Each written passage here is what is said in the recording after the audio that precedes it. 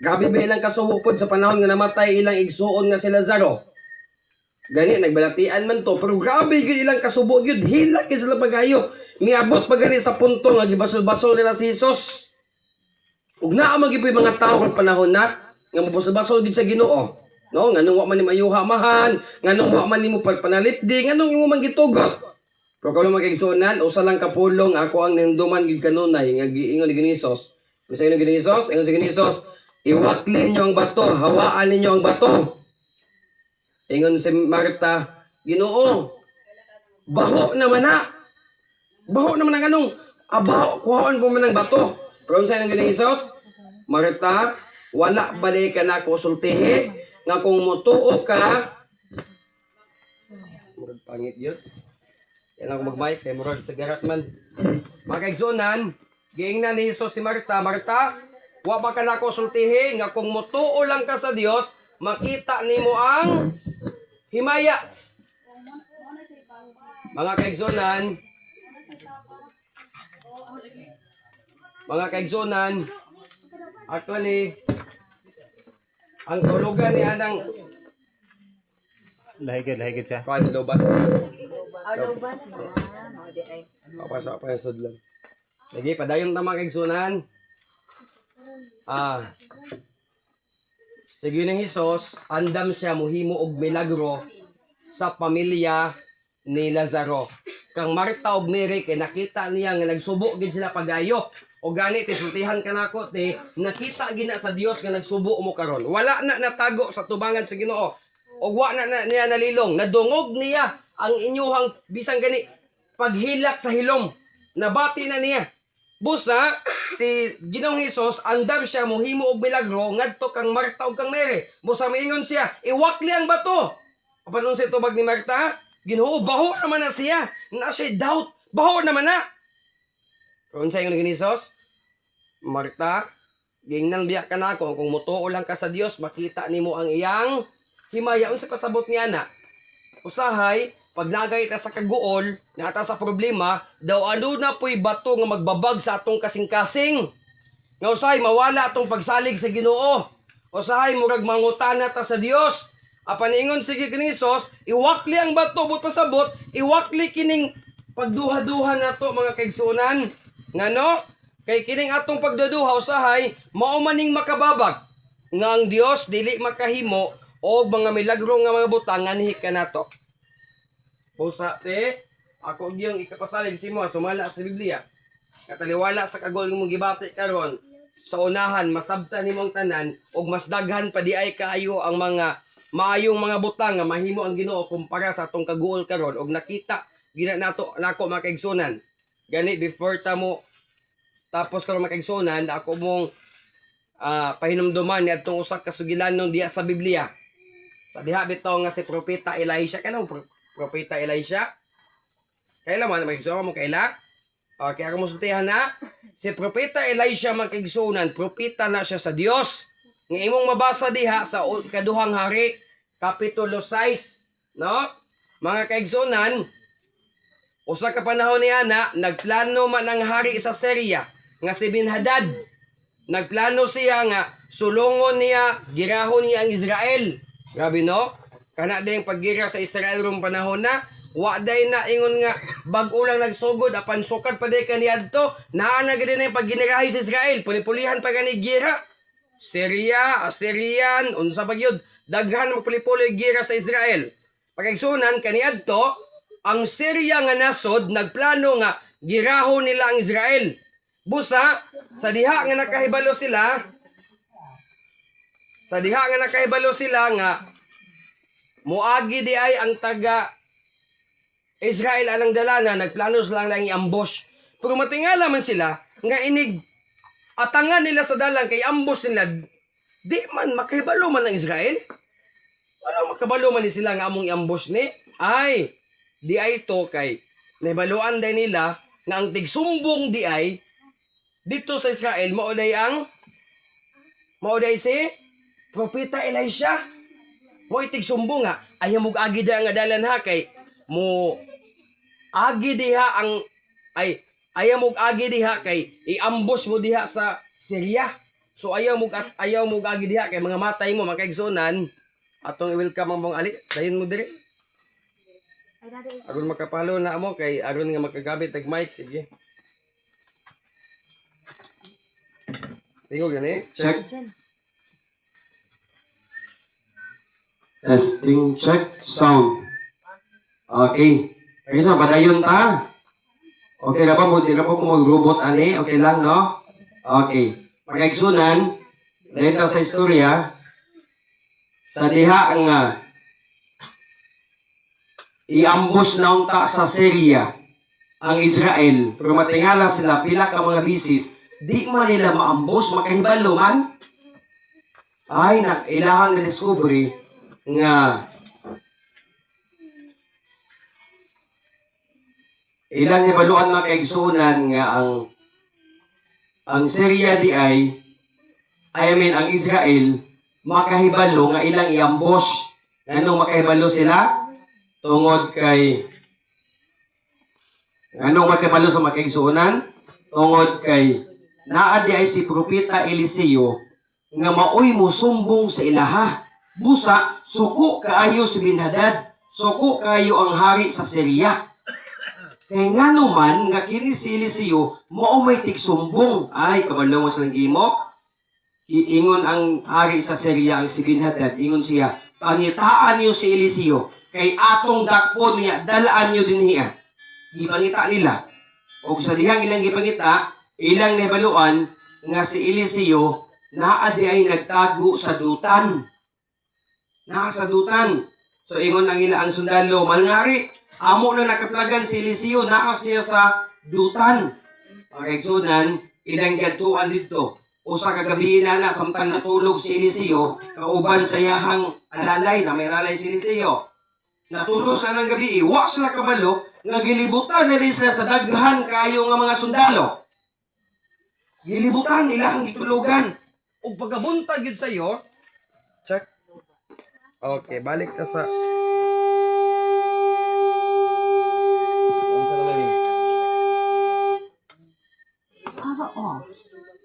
Okay, balik ka mga kaigsunan. Pagabuntag sa'yo mga kaigsunan, sige ka, pwede na ta. Okay. So, lobat sa speaker. Pagabuntag sa'yo mga kaigsunan, ning bangon iyang lalay, migawas siya. Kay mangihi. Paglantaw niya, kay nakita man niya, ang perti man yung daghana kay mga sundalo sa palibot. Sa may gibati niya, perting kuyawan niya. Ning sulod ayon siya, yung giingnan iyang master nga, si Propeta Eliseo. Master, naamay daghan kay mga sundalo nga naglibot sa atoa. Kabalo mo? Ingon si Eliseo, ayaw kadlok. Ayaw kadlok. Ingon iyahang lalay. Nga naman, nga pwede man dagan ng sundalo. Sulungon man ta, mga matay na tani. Ingon si Eliseo, ayaw kadlok. Kay ang imong nakita karon, sultihan ta ka, mas daghan pa kaayo ang mga sundalo sa Ginoo nga naguban nato kaysa mga sundalo nga gusto mo patay nato. Amen? Unsa ingon ni Eliseo? Ayaw kadlok. Kay mas daghan pa ang ania kanato, ang uban kanato kay uban kaysa uban kanila. Makigsunan unsa di ay? Uy, naa di ay mas daghan pa nga kauban nila ni Eliseo kumpara sa mga kalaban nga misulong sila ha. Kabalo mo, natingala man niya lalay. Ha, saman, nga wa man niya nakita. Ang iyang nakita kadto ng mga sundalo. Nagampo si Eliseo. Ingon si Eliseo, Ginoo, ablihi in taon ng iyahang mga mata. Uy, unsa ang po Eliseo? Ablihi in taon ng iyang mga mata. Buta ba iya lalay? Dili man. Kay nakakita man gani sa kaaway. Nakakita man gani sa mga sundalo. Pero ganun giingnan man nga, ablihi iya mga mata. Kay nagpasabot di ay, nga ang iyaha lang nakita, kadto lang kaaway, apan ang wa niya nakita, ang mga sundalo sa Ginoo nga nagpanalibot sa ilaha. Makigsunan, nagampo si Eliseo. Ingon si Eliseo, Ginoo, ablihi in taon ang iyahang mga mata.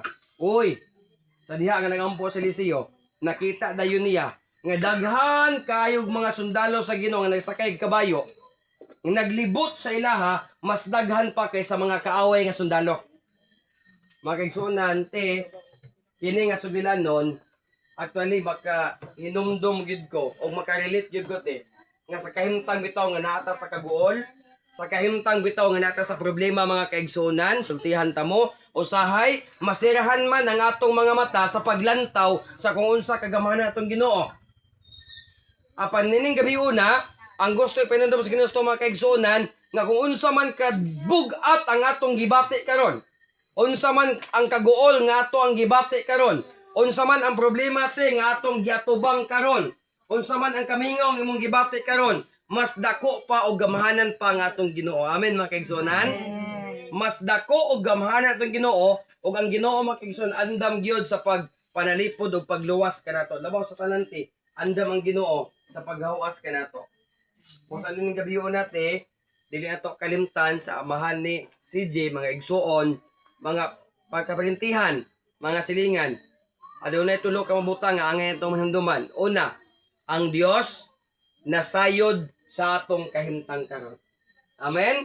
Ikaduha, ang Dios mga kaigsuonan nakadungog sa atong mga pagbakho ug paghilak bisan pa sa hilom mga kaigsuonan. Amen.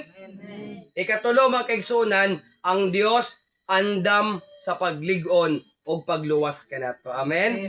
And before ko molingkod, ayaw baya mo kalimot nga kung unsa man tong gibati karon ti sa aksidente nga nahitabo ni CJ.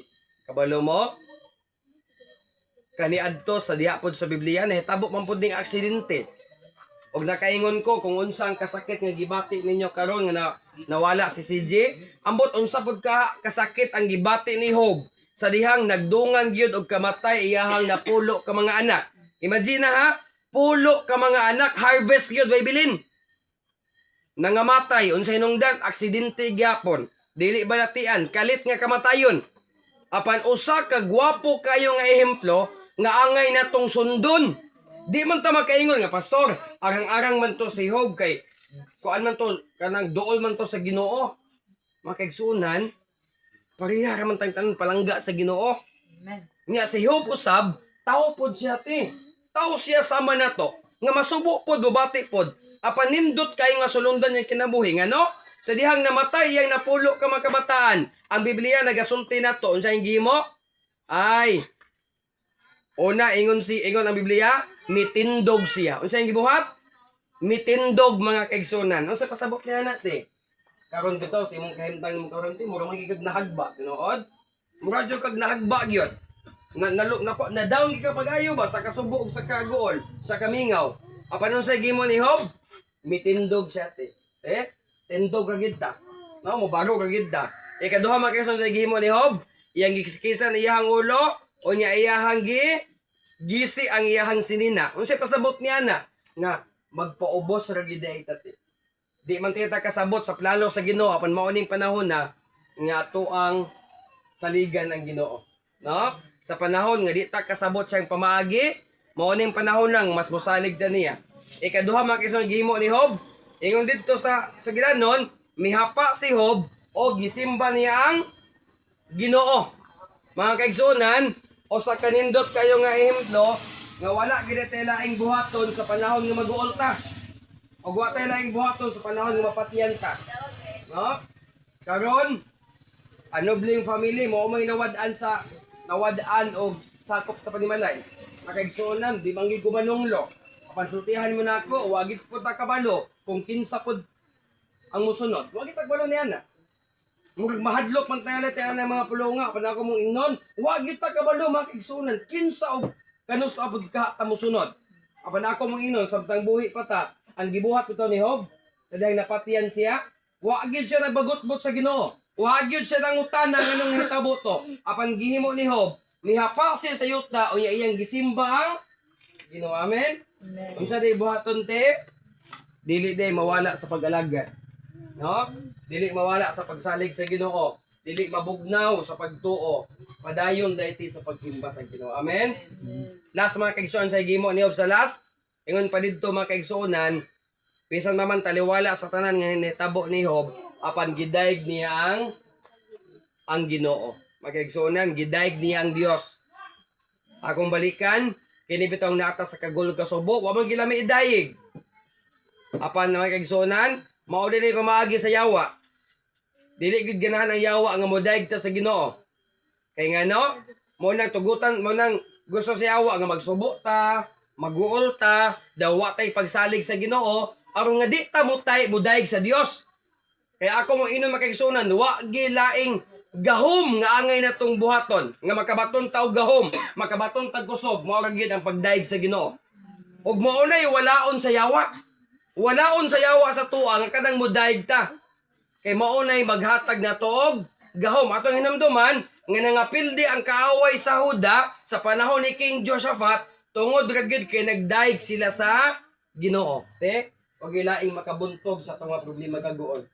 Ang padayon nga pagdaig ngadto sa Ginoo. Amen mga kaigsunan. Kung sa ining gabion na ato kanunay nga hinumduman nga taliwala sa kemtang atong gibati karon dili unta ma-focus atong mga mata og mga pangunahuna ngadto sa mga butang nga naghatag atong kaguol og naghatag atong problema te.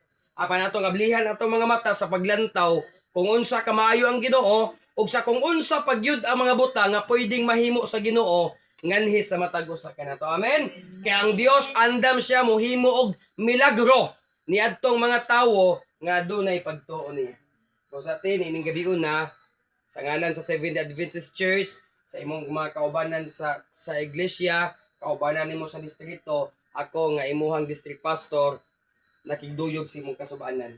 Kung kanunay ka sa mong pag-ampo sa matag gabi nga ang Ginoo magalig-on kanimo uban sa mga kabataan, sa mga panalangga nga bana og sa tanang mga higala ug kaparentihan ni CG. Makigsunan ang Dios sa kanunay matong daygon, kaniya ang dungog himaya ug ang kalig-on atong mabatnan, ang Dios mo panalangin atong tanan. Amen.